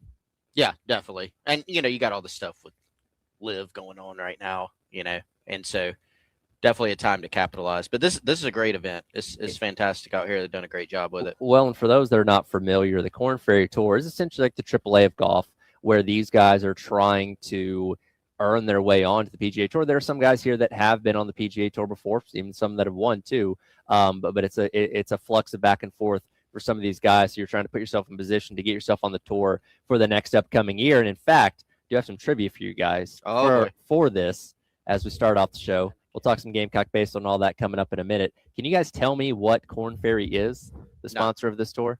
You guys want to take a wild guess? I feel like I've got this in the deepest reserves of my brain, but I can't pull it out right now. No, I got. You don't even want to give it a shot? No, this is bad. Is it a? No, just go. It's like a financial services firm. It is a global organizational consulting firm. Consulting. My dream job. Maybe we hire him as a consultant. And a global one. Well, they are very, very good at what they do. They make a lot of money, which allows them to sponsor this tour. Yes. Let's see. How many Korn Ferry golfers get promoted to the PGA every single year? Are you trying to make us look bad? Like, what are we doing here, Tyler? I'm just saying what you guys know. I'm trying to educate you. 5. Is it yeah, you and I'm gonna ask a question makes this look even worse. Is it like a set number? There is a set number, but there's also a secondary criteria. What's the set number at least? 3. 5. 20. 20. What? 20? No. So the top 20 in Korn Ferry points at the end of the year get a PGA Tour membership for the following season. However, if you win 3 Korn Ferry Tour events in one season, you automatically get a tour membership as well. So you can make your own destiny that way. Though I'd imagine if you're winning 3 events, you're probably pretty high up in the points list anyway. Yeah, I would think so. And lastly, how many Corn Ferry victories does Scotty Scheffler have? Yes. I don't know. Corn Ferry victory, Scotty Scheffler. Well, 7. okay. I mean, wouldn't he be promoted like pretty freaking quick? He did not spend long here. I'll say that much. So like 3. Close. Yeah, let me 2. 2 is correct. He won the Evans Scholars Invitational and the Nationwide Children's Hospital Championship in 2019. And then very quickly, he was on the PGA Tour. All right. So now you guys know something about the Corn Ferry Tyler, Tour. how much longer are you subjecting us to making us look bad about Not a whole lot Everybody's longer. like, I just wanted to make sure we're educating people in the process. Hopefully you listeners learned something today as well. I feel educated. So there you go. And again, we'll keep you updated on the leaderboard as, again, we're going out here coming up until noon today. A lot of things to talk about. Again, we talked a lot of Gamecock softball in that last hour with Wes Mitchell's conversation with Carly Shelton. Gamecock baseball also in action this weekend as they wrap up the regular season with a 3-game road set against Vanderbilt. Jack Veltri on his way out there right now, and talked about he might be the only person covering this because, there's not really a whole lot to play for. Your only pathway, if you're going to make the postseason, is by winning 5 games in 5 days next week out at Hoover. Really, this weekend becomes about setting up pitching, if nothing else, to make sure you're putting yourself in the best spot to do that in Hoover next week. Yeah, I mean, I think people being coaches take different approaches to Hoover every year. And a lot of times that depends on, how do you see this tournament? Like every coach says the right things about the SEC tournament going into it. You never want to just say, we're going to punt this thing. We don't really care. But I think, if you're already set as a host, then you're not going to do anything to jeopardize your regional in terms of your pitching. And so, I think for South Carolina, you have a very, very clear path at this point, and that is that you have to win the thing in order to make the tournament. And I mean, guys, I already tell somebody out there saying, well, they're not going to win it. Well, yes, obviously the chances of them going on a miracle run at this point to win the thing are minuscule. So nobody is sitting here saying that's what's about to happen. But just the fact that, sometimes you get to the end of the year and it's kind of, you have 2 paths. Like, hey, if you win the final series or sweep the final series and then win a couple games, your resume is beefed up enough to where those first couple of games are more important. And you can just you can almost go all in on, hey, win a couple of games there. For them, very clearly, like you just would have to go win the thing. And I don't see many signs that that's going to happen. Right. But That's what you're at least trying to do. Yeah. Strategically. You have to mention it as right. As a possibility, in quotes, because that is the only path. Yeah.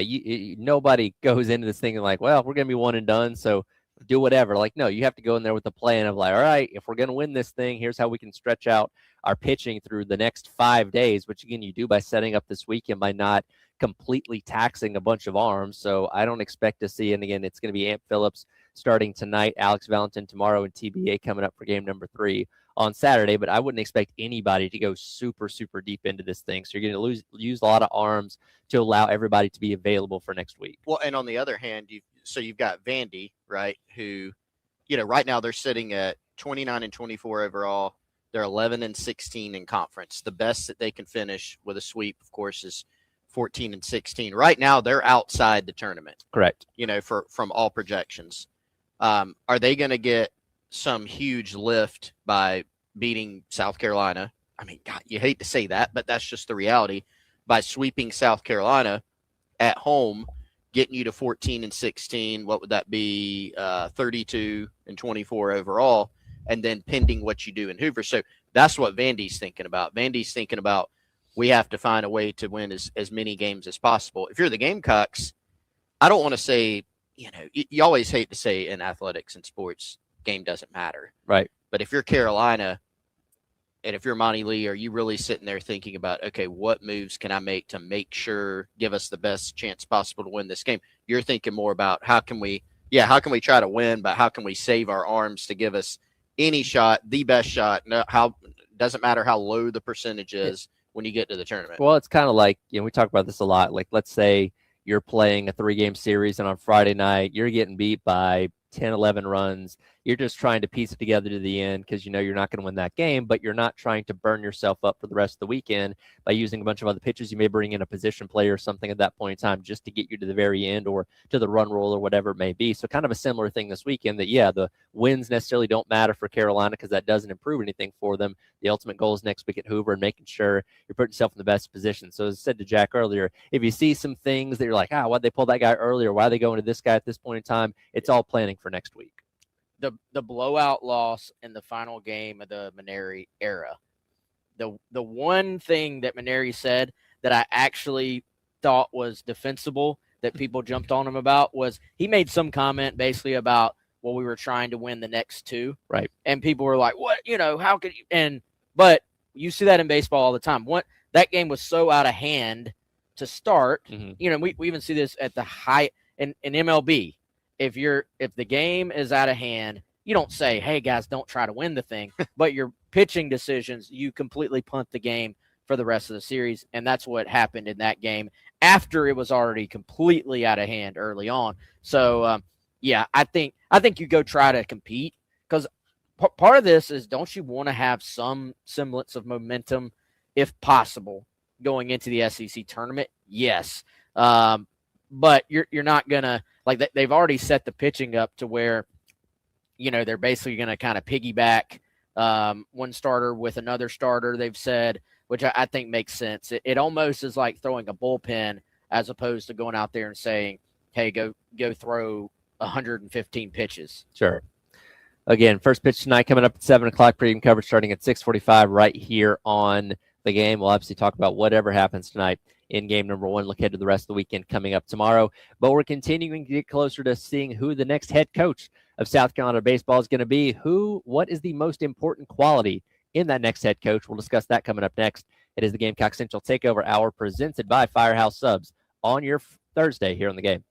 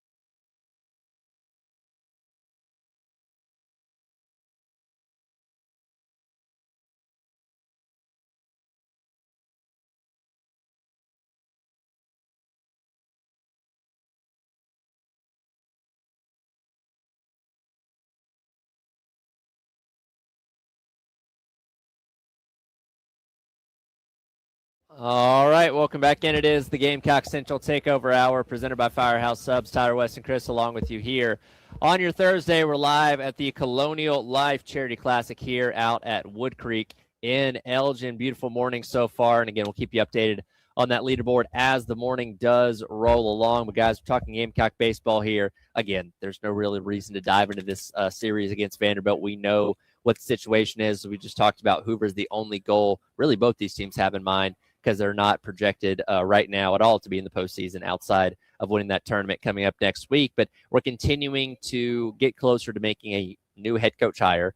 We've talked about a lot of different candidates. Jack and I are doing our head coach gauntlet every single morning to see who we think the best candidate's going to end up being when we're all said and done. But I guess one question I don't think we've really asked yet is, what do we think is the most important quality in whoever that next head coach is going to be? And you can go a bunch of different directions with this. You can go with, what they're currently doing at their stop now, how long they've been doing it, recruiting prowess, are they an offensive coach, a defensive coach? For you guys individually, what stands out to you as we're getting a flyover here? What stands out to you as your most important quality for whoever the next head coach of South Carolina is going to be? Is, again, I'm sure people can hear that. Yeah, you're not missing that. Let's just give it a second, I guess. Sure. They didn't give us the playbook for what you do when there's a flyover when you're – Never had that happen before. Yeah. First time for you, Tyler? Guys, so I tell you what, man, there's a number of different ways you could take it, Tyler. For me, I think, first of all, got to be a winner, right? Like, I think if I had to kind of, like, give you a broad answer, then – it's got to be someone who just has that winning quality. And, I think that's probably the easy answer. But you look at some of these guys that are kind of at least on the radar for this, and it's like there are people that have won at places that we do not see typically have great baseball programs. And, you're going to have resources at South Carolina. You are going to be in a situation where you if you've done more with less at your previous stop, you're going to be looking around like, wow, I have all this. However, you're going to have to find advantages as well, because in the SEC, probably 10 of the 16 schools, maybe more, are also going to be putting big time resources into that program. So who can find an edge? Who has that ability to not just compile talent, but to take the talent that they are compiling and, go out and put it all together. Baseball is such a mental game. You look at the MLB level, look at the great managers. There's been a lot of talk for obvious reasons about Bobby Cox this week. As old school as he was, the thing about Bobby Cox is that he got the best out of his players because he was able to instill confidence in all of them. And, you're scuffling. Hey, we still got your back. We're still going to put you in there. And so I think there is still, to me, a little bit of, can you take less and do more with it, that I would love to see in my next baseball coach if I'm South Carolina. Yeah, I agree with that. But I'll throw a caveat of, like, the whole more with less thing is that when you get to the SEC, and let's say, using a hypothetical, it's a coach who's in, the Big 12 or something. No disrespect to the Big 12. It's not the SEC in baseball. It's not the SEC in a lot of sports. Not the SEC in baseball. And so you do have to be able to kind of meld the two philosophies of, in the SEC, you're not going to scrap your way to a championship. Right. There is a baseline of talent that you're going to have, in order to win a championship, which is the goal. The goal here is not, let's be competitive. No, it's the goal is to make it to Omaha. Not every year. Nobody makes it every year, but to win a championship. And so there's a baseline of talent you got to have. And so here's a good example. The Ray Tanner teams in that golden era of Gamecock baseball, one of the traits of those teams had many traits. They were tough. They had the win anyway, never say die, right? Like they had that mentality, and a lot of that was Ray. And he had such a great dynamic of being able to push the right buttons from the dugout. When Holbrook was on staff, they kind of had, frankly, a good cop, bad cop kind of routine going on a little bit there. He was tough. He was demanding. But something else about those teams? guys, they were really talented. They weren't just here's a bunch of dudes who were playing baseball in beer league, and they came out here and they won a couple titles in a row and played for a third. Look at some of the guys that were on those teams, Jackie and Christian Walker and all those guys. Now, they did have, when you look at the roster construction, they had, Tanner, his teams, they would sprinkle in a couple transfers. They would sprinkle in JUCO guys. They developed from the high school ranks. And so if I had to boil it down to one trait, and this is almost cheating because it's just so broad, but like roster construction, a coach that can come in and manage the roster, and that's everything from the NIL part of it to how are we mixing our roster between the transfer portal and high school recruiting and JUCO additions and piecing all that together, making sure that you have enough talent while you also have the right type of mentality, the right type of guys in the dugout. I think that's the most important thing. And that you're talking about building the roster, that still starts with high school recruiting. Yes, we're in a NIL and transfer portal heavy era now, but you can't ignore what you do at the high school level to really create that base. And I read what Jamie Bradford wrote on the Big Spur through Gamecock Central the other day. And, he kind of noted on things that we've heard about in reference to like Monty Lee being stripped of his, recruiting duties and them kind of really ignoring a lot of really good in-state talent these past 2 years. And that's not the sole reason why they've struggled as much as they have, but it certainly doesn't help. And again, you have a state as small as it is, has a lot of really good baseball talent in it that you've just been overlooking. And that's something that this next head coach is going to have to do, is rebuild those relationships, because schools, those coaches have been looking at Carolina saying, well, they don't want us. They're not interested in us. So somebody's going to have to come in and reestablish those connections and get back into recruiting within this state, because that's what we talk about with all sports, football, baseball, basketball. It doesn't matter. You got to win in the state first, and then you start going elsewhere, getting talent from all over, supplemented with the portal and all those kind of things. But you can't ignore what you have in your own backyard. And unfortunately, the Manieri era did a lot of that. Yeah, and I think ignored a lot of just high school recruiting in general. Like South Carolina has almost always, if you go back and look, even before the portal era became a thing, they would supplement with JUCO guys. And JUCO recruiting in baseball is completely different than JUCO recruiting in football. But on top of that, they would recruit the state of South Carolina. But if you look at all those teams, they'd recruit the state of Georgia, recruit the state of Florida. You can go up to Virginia, going and getting a guy like Jackie Bradley Jr. out of Virginia. And then they would actually spot recruit a little bit nationally because the program had a big enough name that there would be guys, there would be kids in that second run of Omaha that had like followed the team during their first run, 3 straight in Omaha, or had like kind of just loved the brand and wanted to check it out a little bit more, who then they were able to get from just random areas all around the country. I think, yes, you have to double down on in-state, but I say even broader, you got to double back down on high school recruiting, finding the right guys, because as much as people like to talk about the University of South Carolina that are outsiders and, it's a small state and they won't have as much money as like the Texases and Texas A&Ms of the world, when you get guys at South Carolina, if they're successful, for the most part, they do not leave. Like, especially on the baseball program, like the guys that transfer out that have like been really, really good, most of the guys that transfer out either just aren't playing, they aren't good enough, or you look at last offseason, they were told to leave. Mm-hmm. So, Ethan Petrie went through a coaching change, could have gone anywhere, and he stuck around. So that's why you have to try to get guys that are going to be in your program for those 3 years to build a foundation of your roster, and then you supplement it with the portal. You supplement it still. I think there's some guys in JUCO as well, but I think, high school recruiting and all these kind of this little kind of blueprint of Southeast and then expanding a little bit from there, you have to bring that back into the conversation. Yeah, and we've said this before, but during these conversations with Jeremiah Donati and all these candidates, they're going to have to lay out their plan.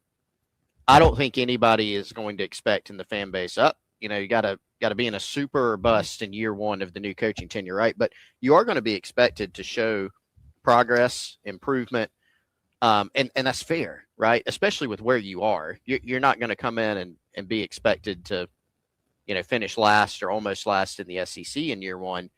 But there's also a recognition, I think, or there will have to be a recognition that if part of your plan is to build through the high school ranks, which it should be, I think, for the next coach, that also means you're going to need a time horizon there. Like you're going to need more time to do that, and you're going to have to lay out a plan that's going to work. So, balancing the portal, JUCO, high school, the interesting dynamics that go into baseball recruiting as a whole, that's something that has to be built into the plan. One day closer to finding out who South Carolina's next head baseball coach is going to be. So looking forward to that coming up here in a couple weeks. Speaking of expectations, though, as the playoff potentially expands in college football, how does that change expectations at most, if not all, SEC schools? We'll discuss that on the other side.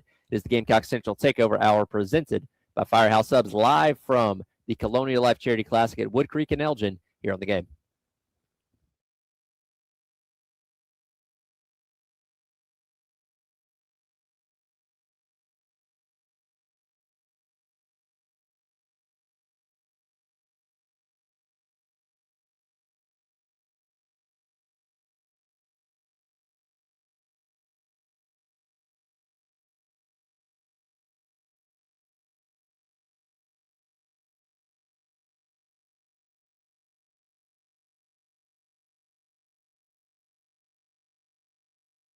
Friends over at Integrated Media, integratedmediasc.com or 803-948-8327. Michael, Nathan, their team, they do a great job. One-stop shop for any of your technology needs. They've been to my home. They've been to Wes's home. They can come out to your home or business, make any of your audiovisual or tech dreams come true, whether you've been looking at upgrading that man cave, the outdoor space at your home. If you're looking for security and cameras, they can actually do that for you. You can control all your lights, your devices, your thermostat, and your security and cameras, whether you're down the street, in the next room, on vacation, from the touch of a button on your smartphone or your iPad. Also, check out their conference room solutions for businesses. Run all your virtual and hybrid meetings from one place. They make it super easy. They can source the equipment for you and professionally install it. Integrated Media, integratedmediasc.com or 803-948-8327.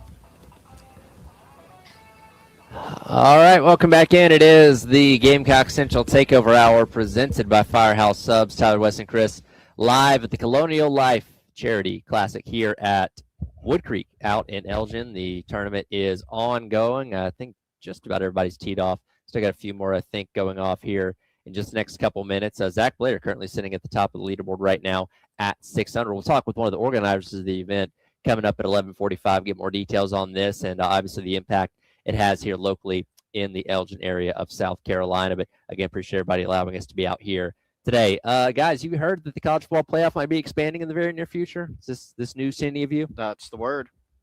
Haven't heard anything about that. Yeah, well, I feel like every single day, and I refresh like On3 and ESPN constantly throughout the day just to see what the latest headlines are around college football and what we can talk about. And every single day, somebody's writing about or talking about the 2014 college football playoff, where, again, it's got so much support now, with the exception of like Greg Sankey. Mm-hmm. Everybody else, the Big 10, the ACC, the Big 12, they're all on board with it. Apparently ESPN's not, according to Jim Phillips, the commissioner of the ACC, but a growing support for it the support for it has grown quite significantly since, about this time last year when we really first started talking about it. Though, again, Greg Sankey and the SEC hold a lot of power to decide what this is going to be. He seems pretty stuck on 16, and we'll see if he budges on that. Regardless, the playoff is going to be expanding likely by next year, whether that be 16 or 24. And with expansion becomes more opportunities for teams to get in, right? With the BCS was 2 teams, the 4-team playoff obviously expanded 2 more teams to get in, but still,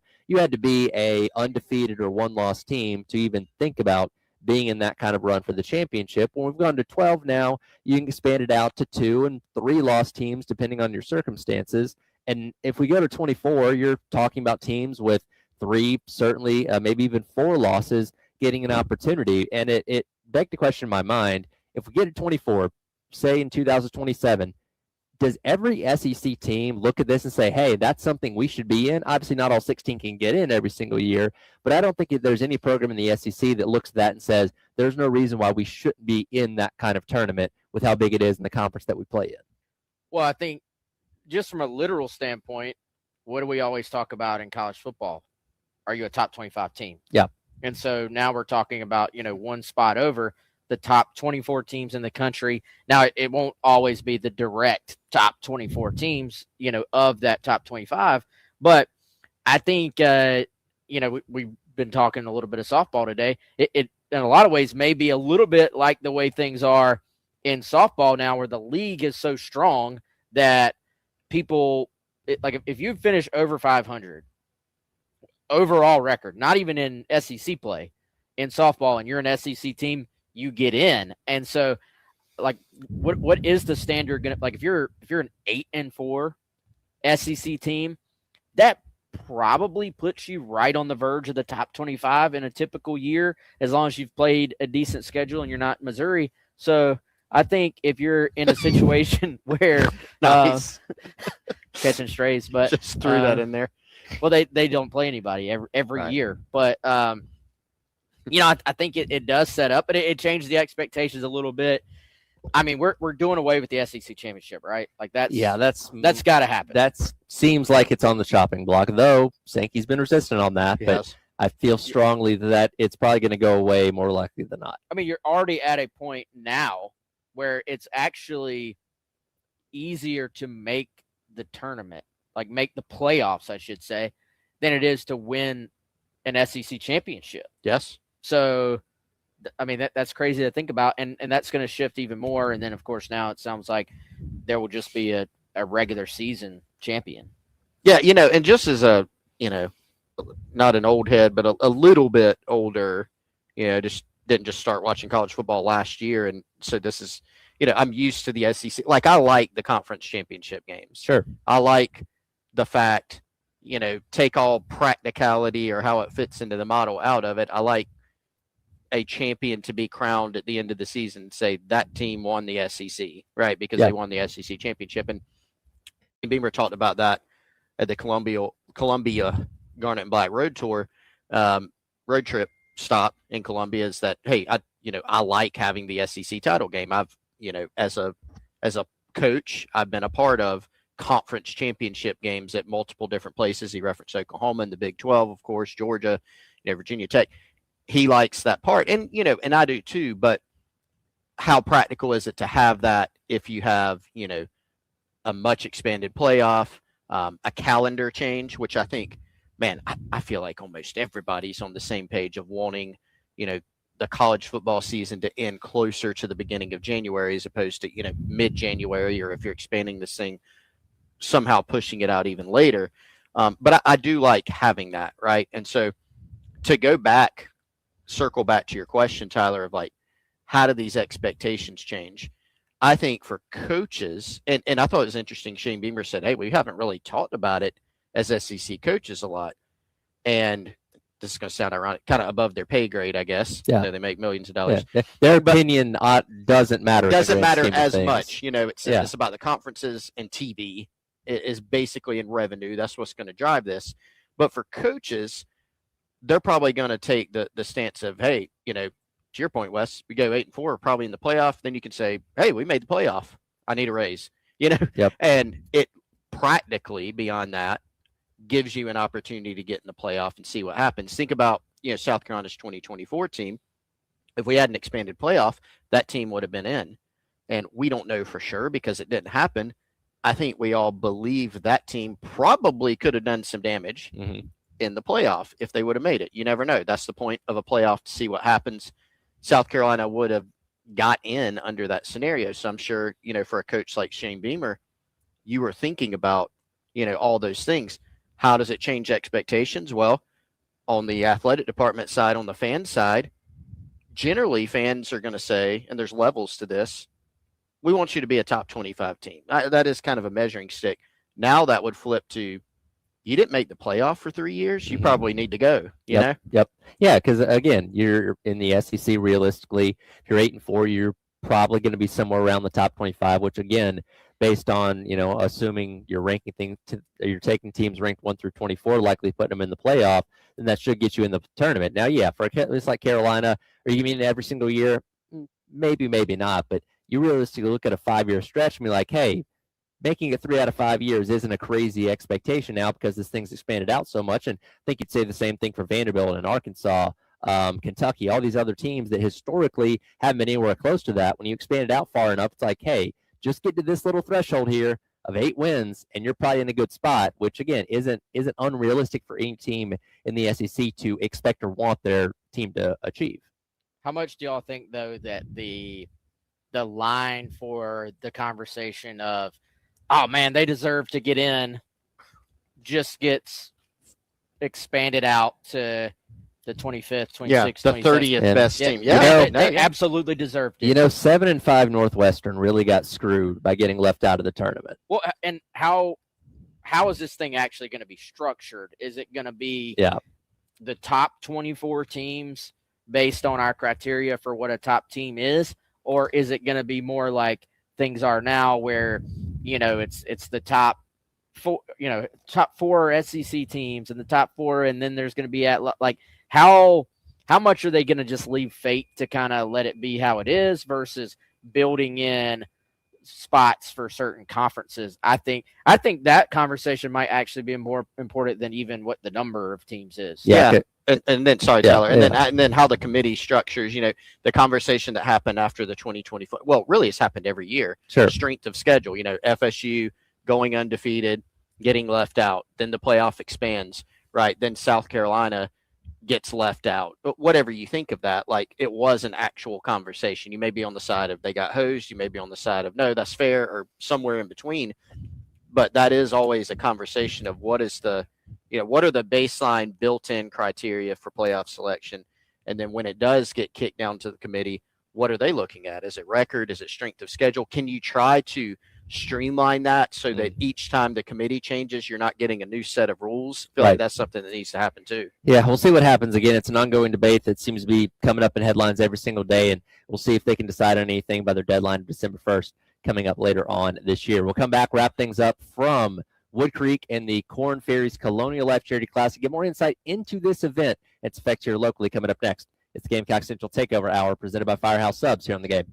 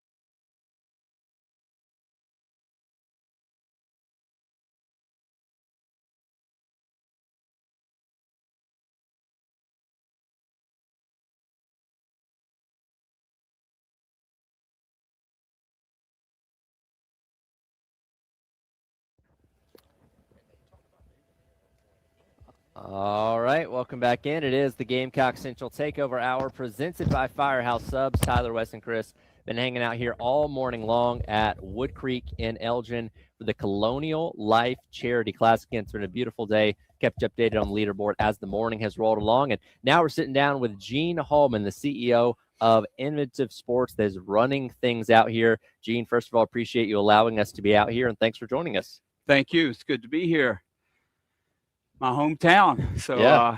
I have two worlds in my life. One, the first half of my life was spent in South Carolina, college in Charleston, grew up in Columbia, went to Irmo High School, and then graduate school back at Carolina, and then off to Birmingham, Alabama.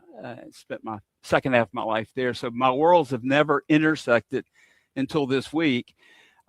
So I'm really proud of my hometown and the support they've given this event. It's exceeded our expectations. What does the impact of this event have here locally on this community, in your opinion? Well, I think it's a lot of pride. You look at Greenville with the Corn Ferry event, Myrtle Beach with the PGA Tour event, and of course the Heritage. The Midlands didn't have anything in the world of PGA Tour golf, and now we do. And I think we staked a flag in the ground, and I think people in Columbia should be really proud of the support. The economic impact, the practical outcome is being calculated this week by USC's business school, and they'll do a very precise formula to see what the economic impact is, but it's going to be in the millions of dollars from a tourism standpoint. Yeah, that's awesome. So this is the inaugural Colonial Life Charity Classic here at the Woodcreek Club. And I was doing some research, Gene, before we came on, and actually saw my hometown's Anderson, South Carolina. Yeah. And so back in 2013, the Woodcreek Club had the South Carolina Amateur Championship, which was won by Carson Young from Anderson. And then he won the 2022 Panama Championship and got his tour membership via the Corn Ferry Tour. So pretty cool stuff. We were talking during the break about the weather. You could not have asked, I don't think, for a better day in this thing. And we were talking about how much you're checking the weather up to events like this. Just neurosis. Do you have any rituals or anything? You try to ward off any rain or thunderstorms? Or I don't know if it's a ritual, but I think I've got some sort of inclination to believe that through mental strength that we can move that front that's projected the week of the event if we look at the weather app enough. And of course we can't, but we've been very blessed this week with no rain, great weather, lower humidity, a little warmer this weekend, but still very pleasant by Columbia standards. So yes. We're excited. The crowd today, if that's an early indication of what we're going to see this week, we're going to have really solid crowds. The first spectator walked through the gate at 6:38 a.m., a father-son. What That's a really awesome. cool story to be here that early and bright. And I just calculate the number of cars that we've parked already on site. And so we'll be into the thousands of people just today who will attend the golf tournament. And that will build each and every day as we get to Sunday. Gene Hallman joining us here as we wrap up things here out at Woodcreek for the Colonial Life Charity Classic for the Corn Ferry Tour. And we've been promoting this for the last couple of weeks on our station. And we tell people, the Corn Ferry Tour, if you're not familiar, is like AAA of golf, where you see kind of tomorrow's stars take the opportunity to take that step up to the next level. Again, the top 20 in Corn Ferry points will get the opportunity to play on the tour. If you win 3 events in a year, you also get an opportunity to play there. So when people come out here, they may not know the names right now, but that's saying, hey, that guy won when I went to the Colonial Life, Charity Classic, or that guy made a really good run in the last round or whatever. You're kind of creating these stars that are going to be on the PGA Tour, hopefully for years to come, to have the success that the Scotties and the Rorys and stuff like that have had in recent years. Well, the best story I can give along those lines is we run a Corn Ferry event in Springfield, Illinois. And in 2019, a guy was playing in the field and did exceptionally well and almost won the tournament. I'd never heard his name before. It was Scotty Scheffler. And, in hindsight, I'm like, where did this guy come from? And now he's been world number 1 for over 2 years. So these guys, you could come out here and pick 10 players and they will be on the PGA Tour in a prominent role at some point. It could be the next superstar on the tour that's playing here in Columbia this week. Their skill set is so strong. It's just a fraction below that of the PGA Tour. This Blades Brown is an impressive young man, 18 years old. He's a phenom. He will definitely make an impact on the PGA Tour, and he's out here this week. Last about 60 seconds here. For anybody that's listening right now that has not got tickets or not planning to come out this weekend, why should they come out here and check this event out? Well, because whether you're a golf fan or not, you're going to have fun. We've got a fan expo. We've got lots of merchandise concessions. It's very spectator friendly out here in terms of getting around and seeing lots of great golf. And I think you can have a great time whether you're a golfer or not. Bring out your kids, your grandkids, a date, whatever it may be, and you'll have a beautiful, great time here at Woodcreek. Well, Gene, we appreciate you having us out here. It's been a great morning. Again, beautiful weather. And again, nice to see everybody getting out there on the course. And again, should be a fun weekend ahead. Thanks for having me. Gene Holman there joining us here as we wrap things up. It's been a great morning out here so far at Woodcreek. Again, get out here if you've not gotten your tickets. Come hang out for the weekend. Going to be a great weekend full of golf, and we'll talk about it as the weekend does roll along. This has been the Gamecock Central Takeover Hour presented by Firehouse Subs. Halftime show coming up next as your Thursday rolls along here on 107.5 The Game.